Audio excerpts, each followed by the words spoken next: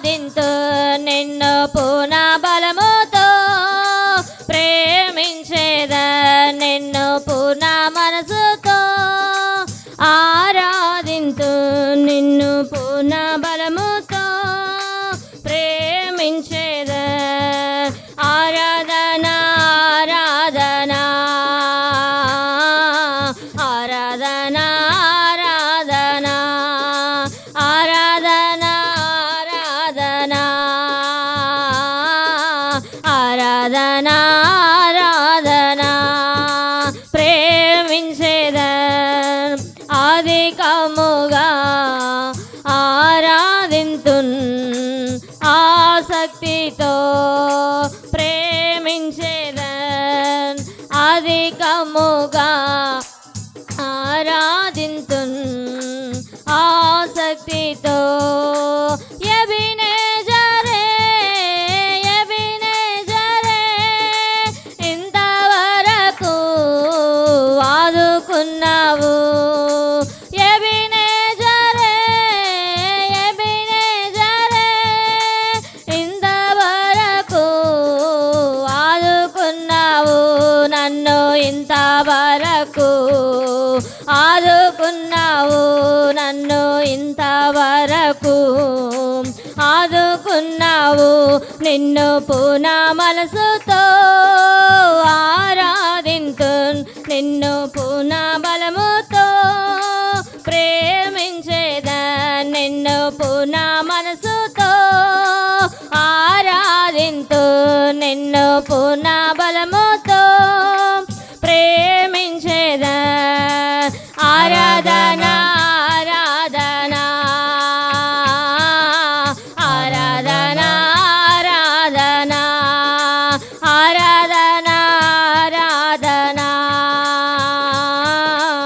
ఆరాధన ఆరాధన ప్రేమించేద అధికముగా ఆరాధింతున్ ఆసక్తితో ప్రేమించేద అధికముగా ఆరాధింతున్ ఆసక్తితో ఎల్రోయి ఎల్రోయి నన్ను చూచవే వందనమయ్యా ఎల్రోయి ఎల్రోయి నన్ను చూచవే వందనమయ్యా నీవు నన్ను చూచవే వందనమయ్యా అయ్యా నన్ను చూచవే వందనమయ్యా నిన్ను పూర్ణ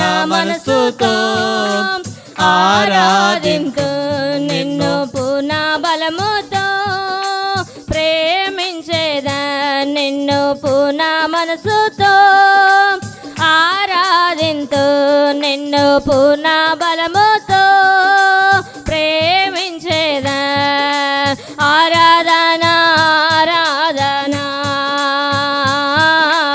ఆరాధన ఆరాధన ఆరాధన ఆరాధన ఆరాధన ప్రేమించేద అధికముగా ఆరాధింతున్ ఆసక్తితో ప్రేమించేదన్ అధికముగా ఆరాధింతున్ ఆసక్తితో యెహోవా రఫా యెహోవా రఫా స్వస్థపరిచవే వందనమయ్యా యెహోవా రఫా యెహోవా రఫా స్వస్థపరిచవే వందనమయ్యా అయ్యా స్వస్థపరిచవే వందనమయ్యా అయ్యా స్వస్థపరిచవే వందనమయ్యా నిన్ను పూర్ణ మనసుతో ఆరాధింతు నిన్ను పూర్ణ బలముతో ప్రేమించేద నిన్ను పూర్ణ మనసుతో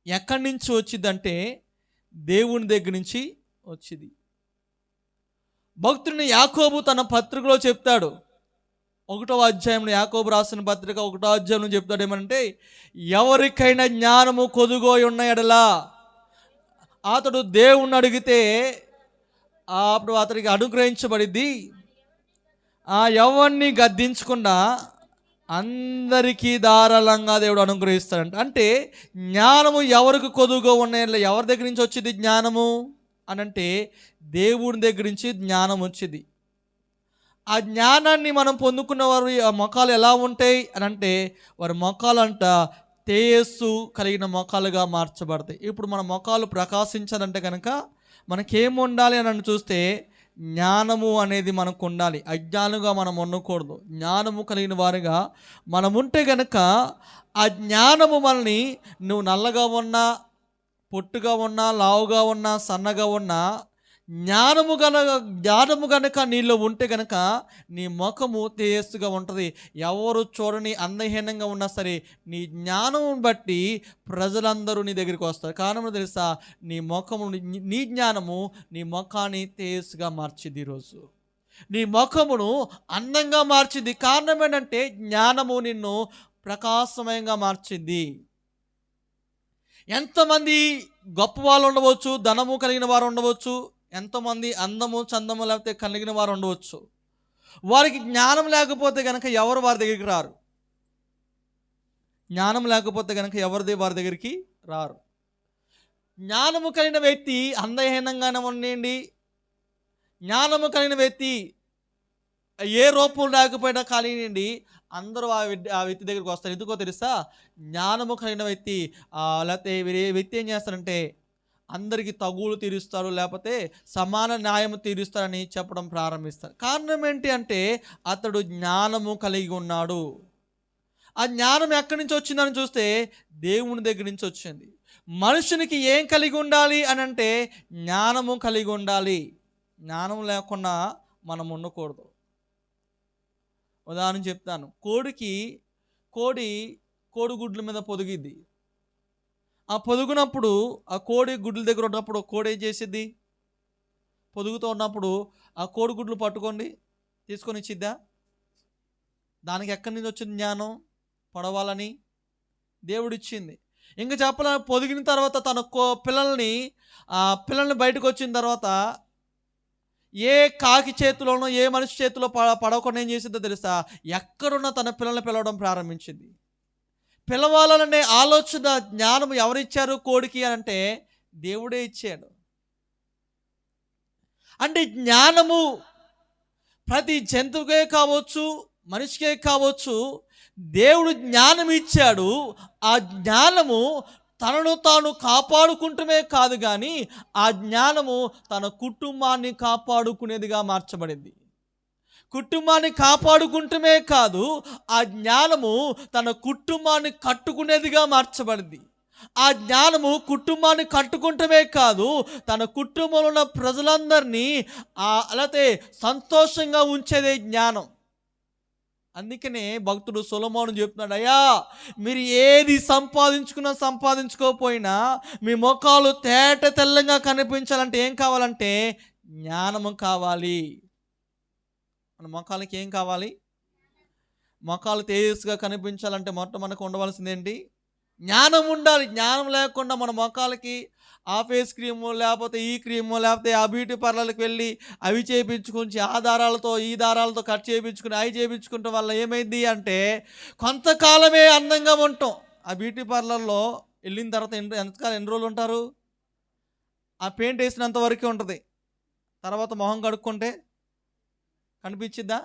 ఎంతసేపు ఉంటుందంటే ఒకరోజు మా అన్నయ్య వాళ్ళ పెద్దమ్మ గారు వాళ్ళ చుట్టాల ఇంటికి పెళ్ళికి వెళ్ళాం. వాళ్ళ చుట్టాల పెళ్ళికి వెళ్తే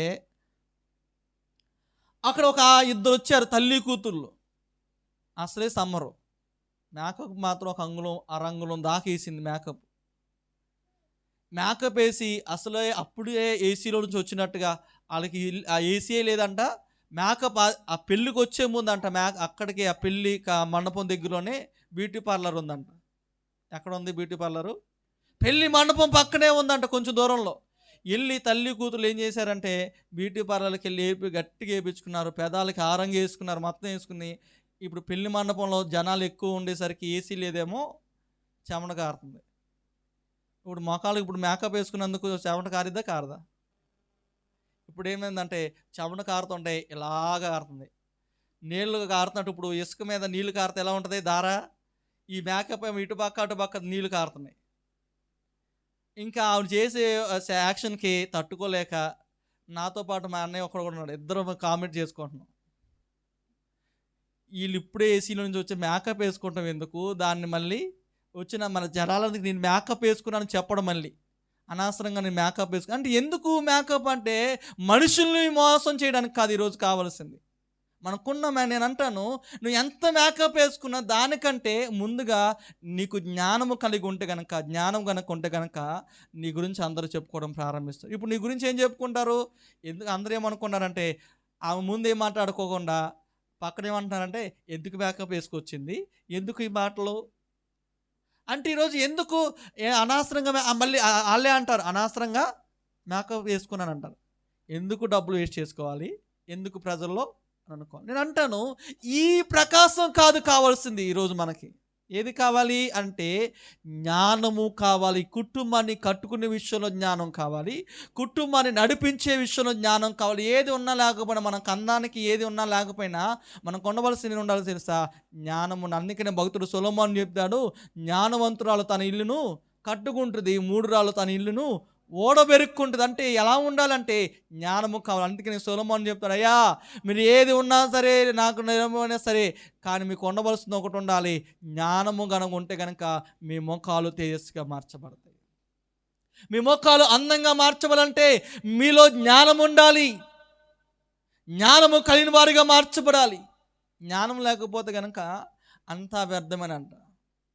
ఈరోజు మనకి ఏముండాలంటే జ్ఞానము కలిగిన వారుగా మార్చబడాలి. ఇంకోటి మనం చూస్తే కనుక ఒక భక్తుడు దేవునితో గడిపాడంట, 40 రాత్రి పగల్లో దేవునితో గడిపాడంట. ఒక్కసారి కాదు 2 సార్లు. నీళ్లు లేవంట, తినటానికి తిండి లేదంట. తినటానికి తిండి లేదు, నీళ్లు కూడా తాగలేదు. అంటే ఎన్నిసార్లు చేశాడంటే 2 సార్లు 40 రాత్రి పగలు దేవునితో గడిపాడంట. అంటే 80 రోజులు దేవునితో గడిపాడంట. నీళ్లు లేవు, ఆహారం లేదు. ఎవరు ఆ వ్యక్తి? మోషే.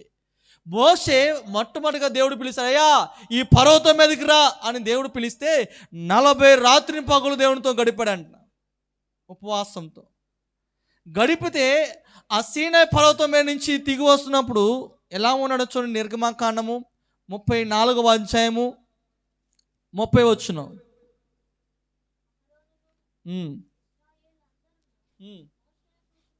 మోషేను చూసినప్పుడు అతని ముఖ చర్మము ప్రకాశించెను గనుక, అక్కడ చూడండి అతని దగ్గరికి రావటానికి కూడా భయపడ్డారంట. ఎందుకు అని అంటే 28వ వచనంలో ఉంటుంది, అతడు 40 రేయింపగలు యెహోవాతో కూడా అక్కడే ఉండెను, అతడు భోజనము చేయలేదు, నీళ్లను త్రాగలేదు. అంతలో ఆయన ఆ నిబంధన వాక్యము అనగా 10 ఆజ్ఞలను ఆ పలకల మీద రాసెను. అది పొందుకున్న తర్వాత అతడు వచ్చి 29వ వచనం మనం చూస్తే కనుక అక్కడ రాయబడే మాట ఏంటంటే, మోసే సీనాయి కొండ దిగుచుండగా శాస్త్రముగల ఆ 2 పలకలు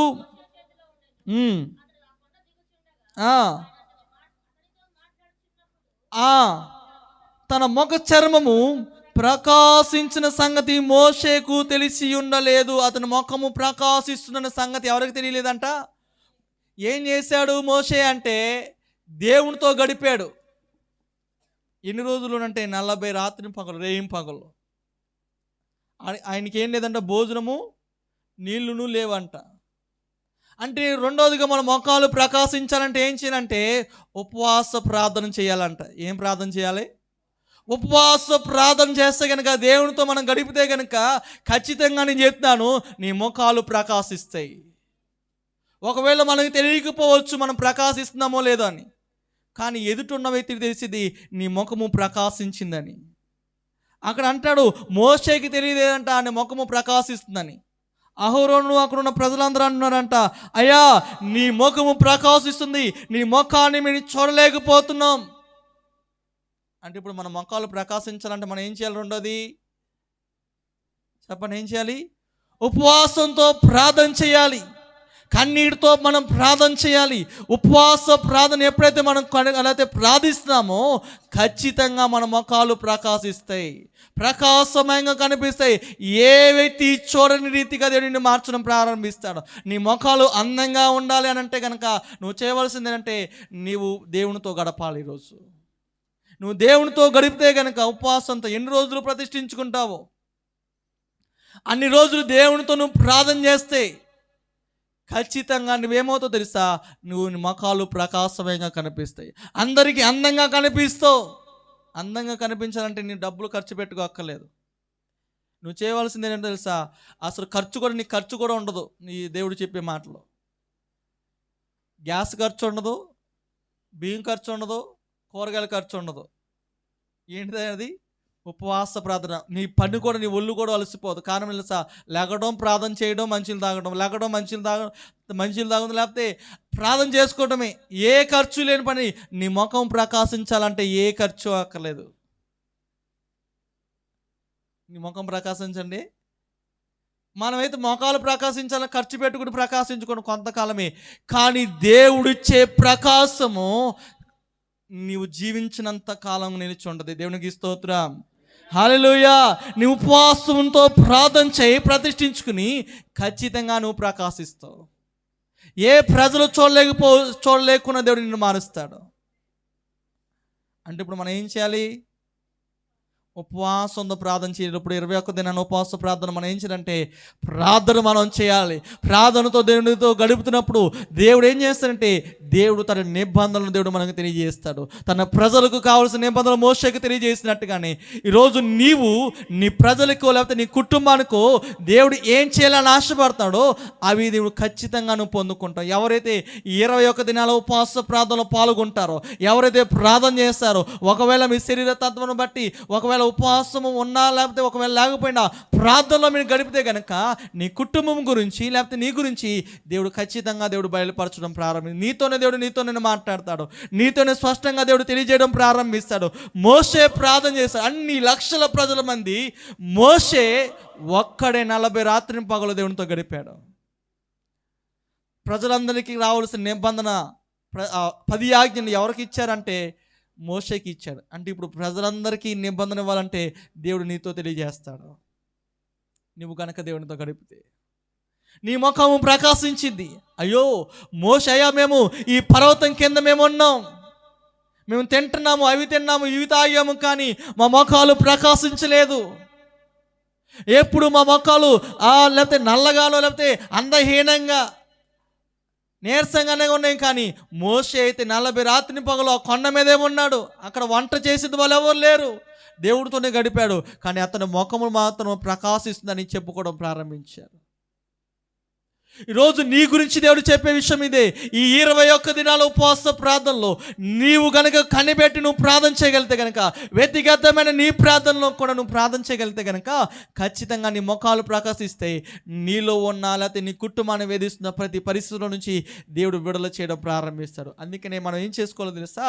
సంఘంలో ప్రతిష్ఠించిన 21 దినాల ఉపవాస ప్రార్థనలో నీకు నీవుగా నువ్వు ప్రతిష్ఠించుకోవాలి, నీకు నీవుగా సమర్పించుకోవాలి. అయ్యా నేను కూడా ఉపవాసం ఉండాలి, ప్రతిష్ఠించుకోవాలి, నా పరిస్థితులు మార్చబడాలి, ఆర్థికంగా నా కుటుంబంలో ఏదిస్తున్నా ఆ పరిస్థితుల్లో నుంచి నేను బయటికి రావాలి, నేను ప్రకాశించాలని ఆశ తపన నీలో ఉంటే గనక నువ్వు సమర్పించుకో.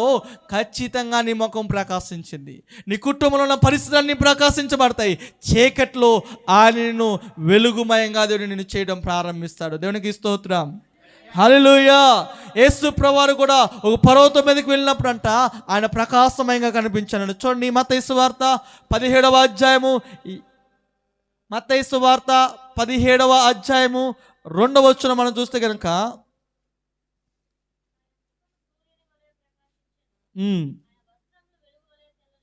పై వచ్చిన 1వ వచనం కూడా చదువుదాము.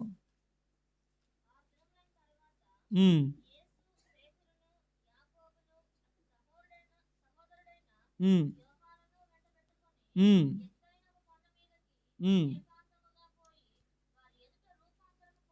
ఉమ్.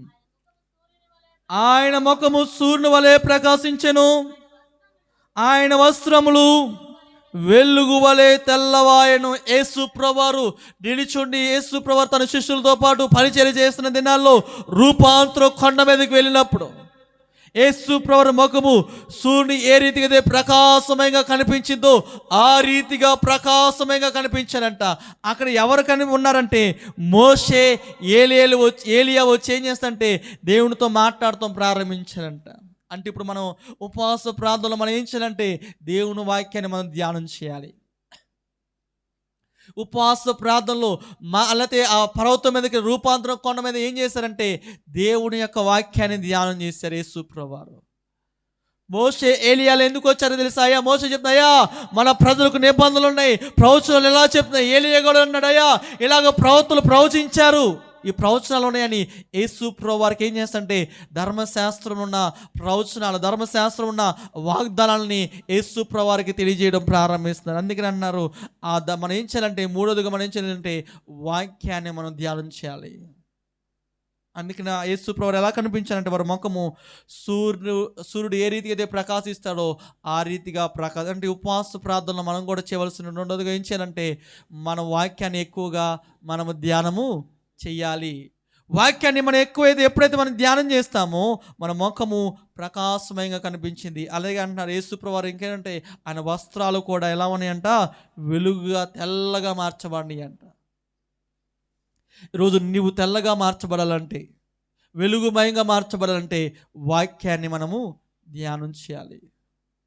అందుకని భక్తుడు కీర్తనకాడు అంటాడు 119వ కీర్తనలో, యవనస్తులు తమ నడతను ఎలా శుద్ధిపరచుకుంటారంటే నీ వాక్యము చేతనే కదా అంటాడు 119వ కీర్తనలో.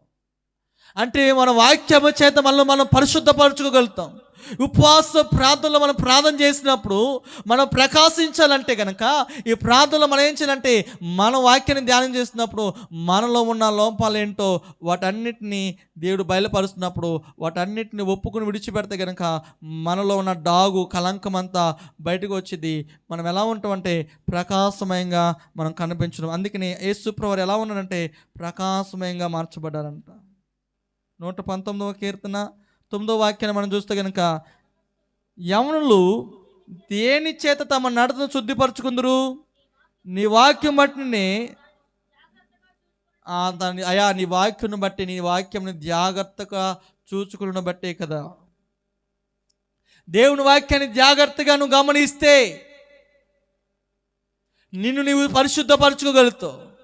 వాక్యాన్ని ధ్యానిస్తే నీ ముఖము ప్రకాశమయంగా మార్చబడింది, నీ తేజస్సుగా మార్చబడింది. అందుకని మనం ఎలా ఉండాలంటే వాక్యాన్ని ధ్యానం చేసేవారుగా మనం మార్చబడాలి ఈరోజు. అందుకని చూడండి మత్తయి సువార్త 28వ అధ్యాయము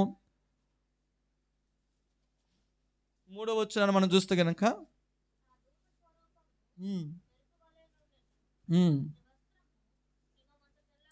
ఇక్కడ మనం చూస్తే కనుక యేసు ప్రభువారు పునరుద్ధానుడై తిరిగి లేచిన తర్వాత దేవుని దూత ఎలా కనిపిస్తుంది అంటే అక్కడ ఉన్నవారికి మెరుపు వలె కనిపిస్తున్న వస్త్రాలు. అంటే పునరుద్ధానుడు అనే శక్తి మనలో పనిచేయాలి.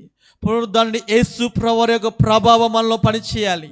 ఆ మరణపు మూలను విడిచిన యేసు ప్రభువారి యొక్క ప్రభావం మనలో పనిచేస్తే కనుక మనం ఎలా కనిపిస్తామంటే మెరుపులాగా మనం కనిపిస్తాం. ఈరోజు పునరుద్ధరణ యేసు మన కొరకు ప్రాణం పెట్టి మన కొరకు శిలువలో త్యాగమయ్యి రక్తము కార్చిన యేసు ప్రభువారి యొక్క పునరుద్ధానం యొక్క శక్తి మనలో పనిచేస్తే మనం ఎలా ఉంటామంటే మెరుపులాగా కనిపిస్తాం. ఇంకా ఎలా ఉంటామంటే వస్త్రాలు హిమం వంటి తెల్లగా కనిపిస్తాయి. అంటే ఈరోజు మన స్వరూపాన్ని చూసినప్పుడు మెరుపులాగా కనిపిస్తాం. కొంతమంది కొన్ని బట్టలు వేసుకుంటారు, మెల్లమెలా మెరుస్తూ ఉంటాయి. లైటింగ్లో ఎలా కనిపిస్తుంటాయి, మెరుస్తూ ఉంటాయి. అద్దాలు లేకపోతే ఉన్న చెమికని బట్టి ఏమవుతాయి అంటే మెరుస్తూ ఉంటాయి. అంటే ఎంతసేపు మెరుస్తాయి? ఆ లైటింగ్ లేకపోతే ఆ చీరలు ఉతకడంతసేపు మెరుస్తాయి. అది కనుక బండకేసి బాధితే ఏమవుతాయి? మొత్తం పోతాయి. తర్వాత రెండోసారి కట్టుకున్నప్పుడు మెరుగులు ఉంటాయి అంటే ఉండవు. కానీ ఇక్కడ చెప్తున్న మాట తెలుస్తా, పునరుద్ధరణ యేసు ప్రభువారు నువ్వు అంగీకరించిన తర్వాత ఆ పునరుద్ధరణ శక్తిని నువ్వు ఆస్వాదించితే గనక మరణపు ముళ్ళను విడిచిన యేసు ప్రభువారి యొక్కని నీ హృదయంలో ఆహ్వానించుకుని దాని రీతిగా కొనసాగించబడితే గనక నీవు మెరుపులాగా కనిపిస్తావు. నీ వస్త్రాలు తేజోమయమైన తన మహిమ చేత దేవుడిని నింపడం ప్రారంభిస్తాడు. ఆ మహిమను చూడడం ప్రారంభమవుతుంది. అందుకని మనం ఎలా ఉంటుంటే మెరుపులాగా కనిపించాలి. మహిమ వస్త్రాన్ని ధరించుకునే రీతిగా మనం కనిపిస్తే గనక అందరూ ఆశ్చర్యపోయే రీతిగా దేవుడు మార్చడం ప్రారంభిస్తారు. చూడండి, ఇక ఇంకో వ్యక్తిని మనం చూస్తే కనుక అపోస్తల కార్యగ్రంథం 6వ అధ్యాయము, అక్కడ మనం స్తెఫను మనం చూస్తాము.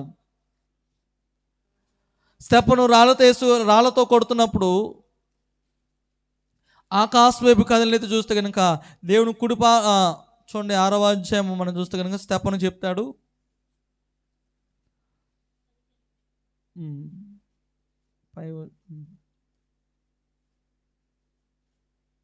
14-15 చూద్దాం.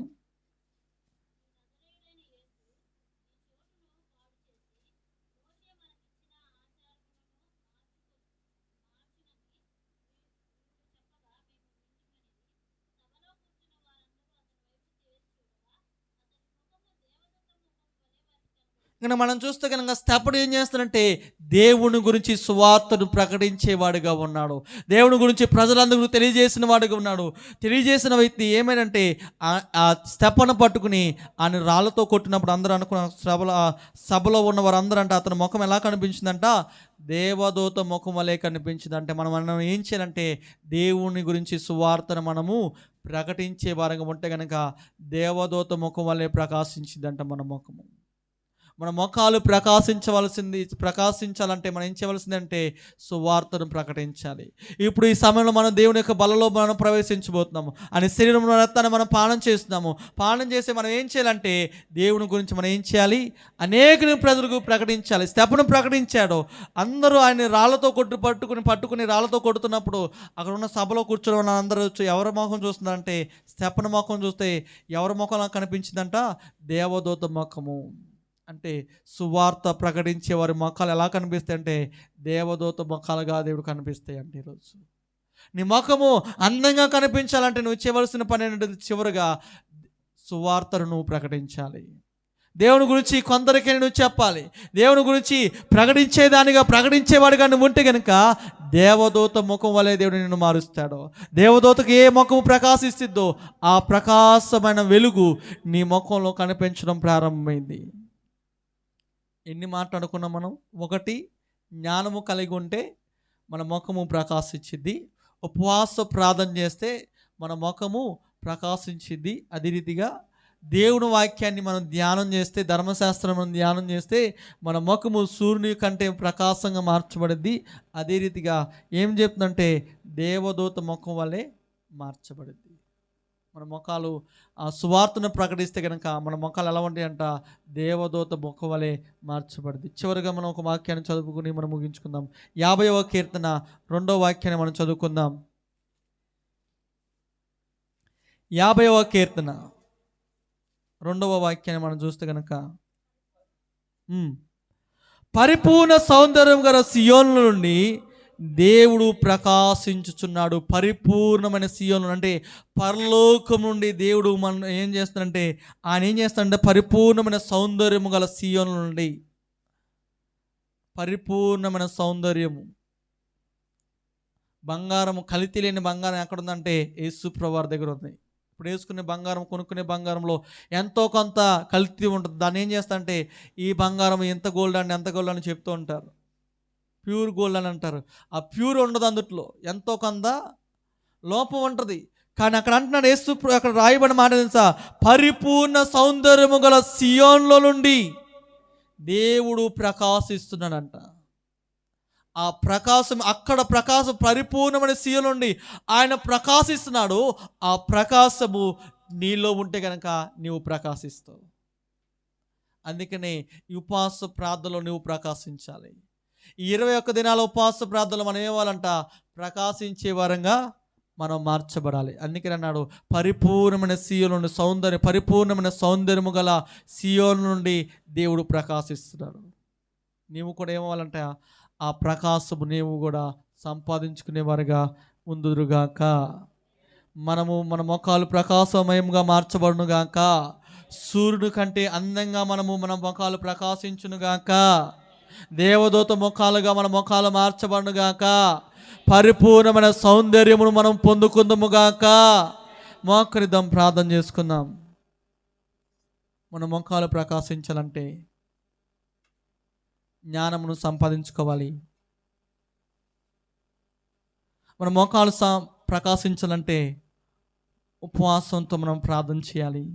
మన ముఖాలు ప్రకాశించాలంటే వాక్యాన్ని ధ్యానం చేస్తే మన ముఖాలు ప్రకాశిస్తాయి. మన ముఖాలు ప్రకాశించాలంటే సువార్తను ప్రకటించాలి. దేవుని గురించి అనేక ప్రజలకు ప్రకటించేవారిగా మనం మార్చబడాలి. అలా మార్చబడితే దేవదూత ముఖం వలె మీ ముఖాలు మార్చబడతాయి. కాబట్టి ఈ ఉదయకాల సమయంలో అయ్యా నేను ప్రకాశించాలయ్యా. పరిపూర్ణమైన సౌందర్యము సియోను నుండి దేవుడు ప్రకాశిస్తున్నాడంట.